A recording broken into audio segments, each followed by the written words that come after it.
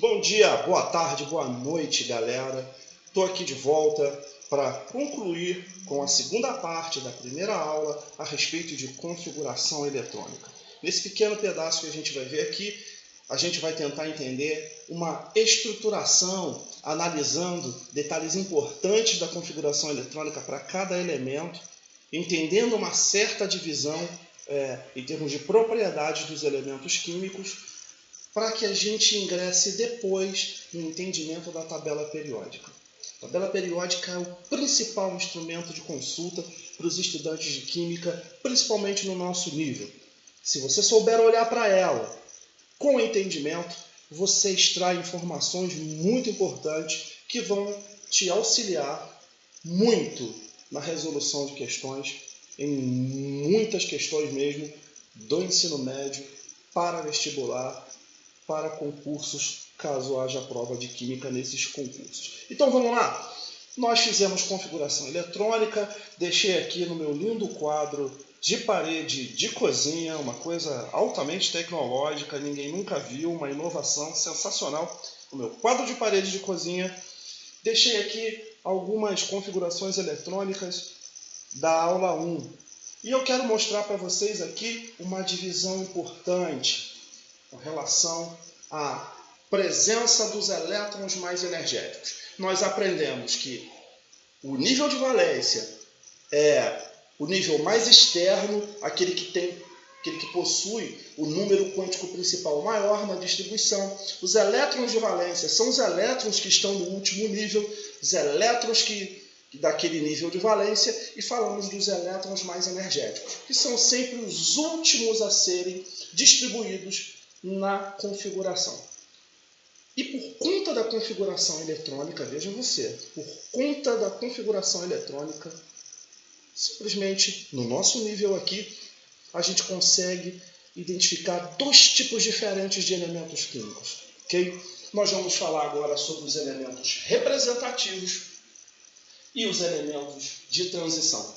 Olhando para a configuração eletrônica, eu consigo distinguir qual é o nível de valência, quem são os elétrons de valência, quem são os elétrons mais energéticos e se o elemento é representativo ou de transição. Okay? Vamos olhar essas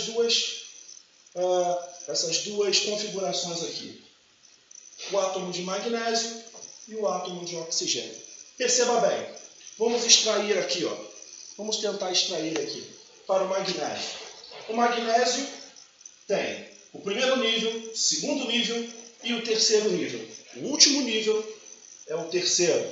Nele nós temos o subnível S com 2 elétrons. Ok? O oxigênio tem o primeiro nível e o segundo nível. No segundo nível nós encontramos 6 elétrons.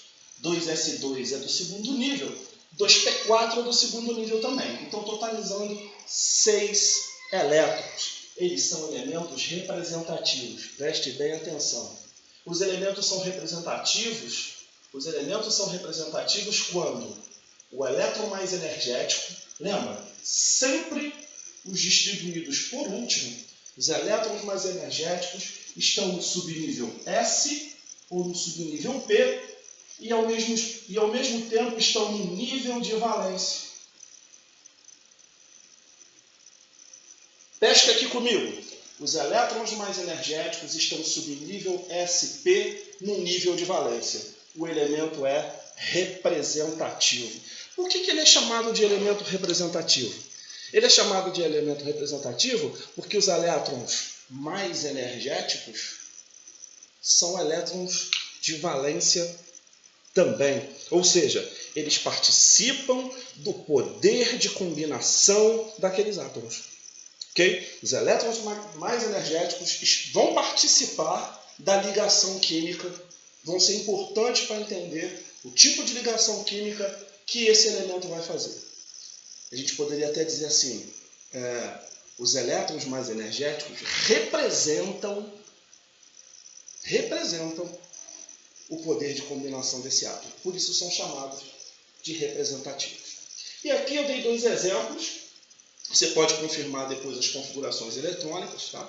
Do escândio, aí na sua tabela no livro você vai encontrar ele, na família número 3. E o do lantânio é o que inaugura a série dos lantanídeos na tabela periódica. Você vai observar aqui, ó, nível de valência está aqui. Elétrons de valência está aqui. E os elétrons mais energéticos estão aqui. Percebe a diferença nesse caso e nesse caso? Aqui, os elétrons mais energéticos são do nível de valência. Nessa configuração eletrônica, o elétron mais energético não pertence ao nível de valência. Ele não participa a princípio, ok? Lembrando que nós estamos aqui no nosso nível, estudando dessa forma, ok? A princípio, para aquilo que a gente vai estudar, esses elétrons não participam necessariamente do poder de combinação do elemento.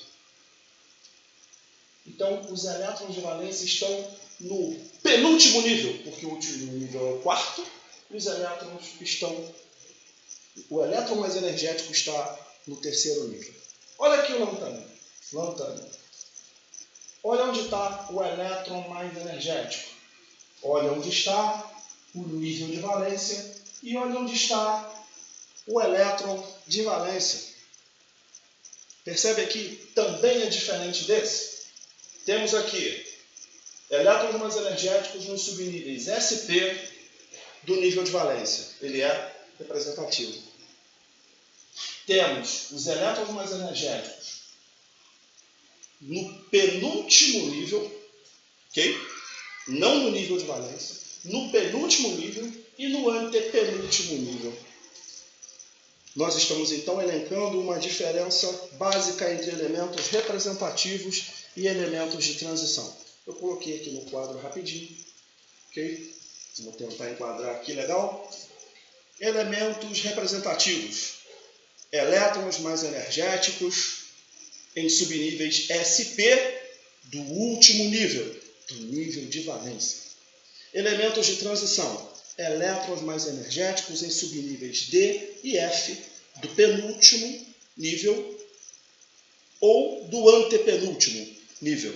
Dei os exemplos aqui do magnésio, do oxigênio para elétrons, elementos representativos, e o escândio e o lantânio dos elementos de transição. Na prática, professor Cris, na prática, isso faz diferença? Faz. A química dos elementos representativos é bem distinta da química dos elementos de transição. Muito distinta. Muito distinta. Os elementos de transição são conhecidos como elementos complexos. A química dos metais de transição é chamada de química dos complexos. E isso é muito legal. Os metais de transição participam, por exemplo, de muitas funções bioquímicas. Você vai ver o ferro, por exemplo, compondo a hemoglobina do sangue. Isso aí. Você vai ver o ferro compondo a hemoglobina do sangue. Em tipos de ligações que a gente nem estuda no ensino médio. Não aqui no nosso nível de formação geral. Faz parte de diversas funções neurológicas do corpo humano, vários elementos de transição. São normalmente metais, cujos íons são muito bonitos, muito coloridos, dão origem a metais e pedras preciosas. Só para você lembrar, ouro, prata, platina são metais de transição. Okay? Rubi, turmalina, turquesa são minerais em que esses metais participam da composição também. São muito importantes os metais de transição. Mas a gente foca muito o nosso entendimento nos elementos representativos, porque é uma química, não vou dizer mais simples, mas é que ela está mais à nossa disposição aí no dia a dia e faz parte do programa do ensino médio e a gente tem que investigar. Então, queridos, para complementar a segunda aula, temos isso aqui, ok? E mais, a tabela periódica está dividida aqui também e nós vamos ver na próxima aula, ok? Fique esperto, faça os exercícios. Esses são materiais da primeira aula. Espero ver vocês na próxima aula. Um abraço. Se cuida!